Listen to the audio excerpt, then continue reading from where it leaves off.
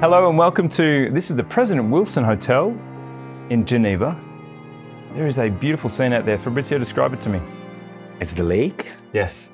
Whereas today we cannot see very clearly the Mont Blanc.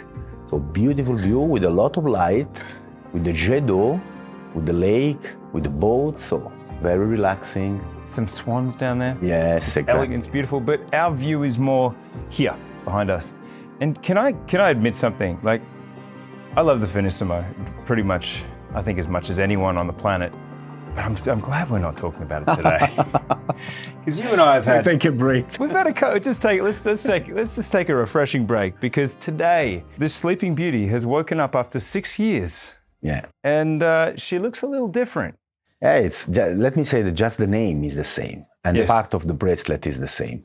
It's a brand new watch for us because we spent 3 years to develop this new Octo Roma, new case, new dial, new hands, new interchangeable system that is yes. a brand new. And for the first time, we have a chronograph in our Octo Roma. Yes. So it was 3 years of development. We was change the interchangeability system 3 times because we were not happy, and we changed 2 times the movement because we were not happy.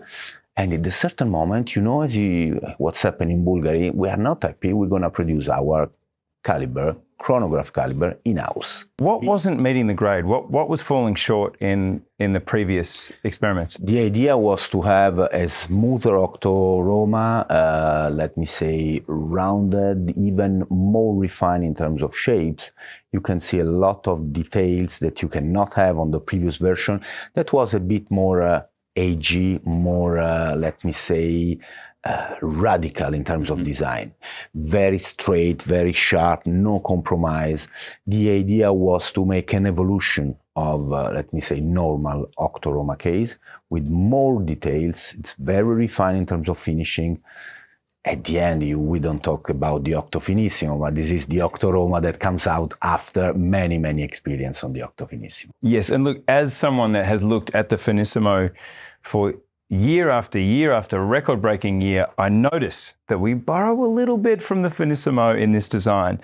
But the thing that was tricking me optically was, I was like, is this a square case? Because it still has a frame. Not anymore. The idea was to have a more rounded Octo, to have yes. more versatile. And this is very important to say, is the Octo that we use the most in the Octo family, because it's the access to the collection, but it's even the same case that we use for the most expensive watch that we produce. So as you can see, the Octo Roma is not just the entry in this collection, but it's even all the watches that we produce with the most complicated watch movements. Understood. And look, what jumps out to me, if we go in a little closer here, is that this bezel it's pretty much the same bezel on a Finissimo, but wider. Yeah. And it has that same satin radial brush, yes, which gives it this dynamism and movement outwards. That's very different to the original Roma bezel. Yes, it's very different. For sure, we capitalize on the experience that we had on the Octo Finissimo, and for sure, this kind of bezel is going to be one of the aesthetic signature of the Octo family. Yeah.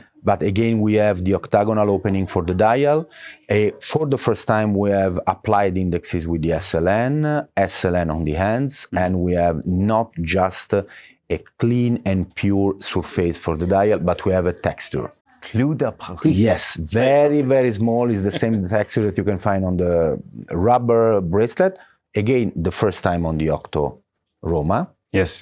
And even the alligator strap that we already have. But now we can play with the 3 different bracelets. So when you get the watch, you receive the watch with a metal bracelet and with 1 caoutchouc strap. Black or blue? Exactly. And you can play with, even if you want, you can use the alligator one.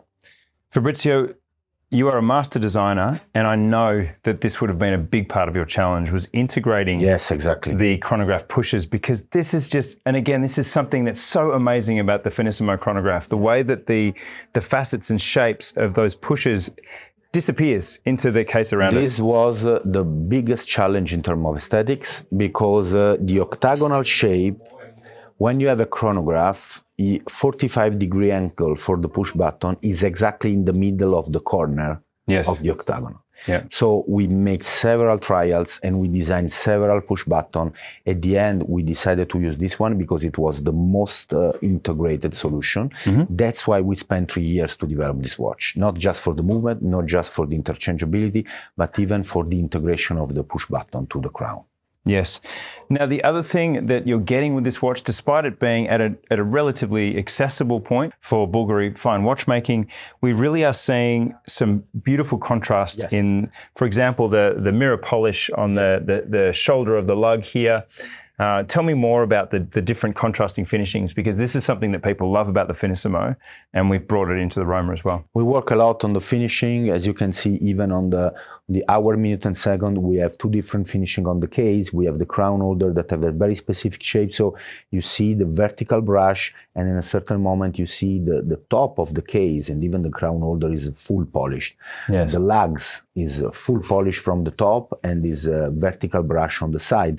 We love these kind of things that we didn't have on the Octo Roma before. So this is even a part of the Octo Finissimo heritage. The bracelet with the same finishing of the Octo Finissimo S, the double layer on the bezel, with even the double finishing on the side, on the top. All the watch is absolutely more refined.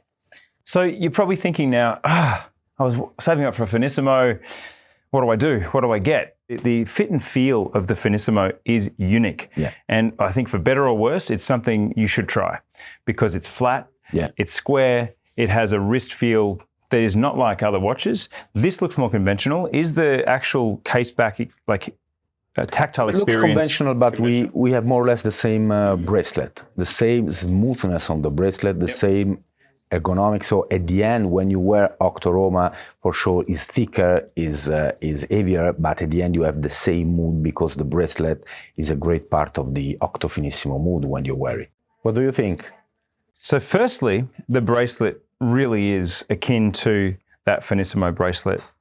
And again, I am wearing my AP Royal Oak Chronograph today, which is giving me the disco ball every time I turn my wrist. This is equivalent. This is actually, let me just grab my AP for a second.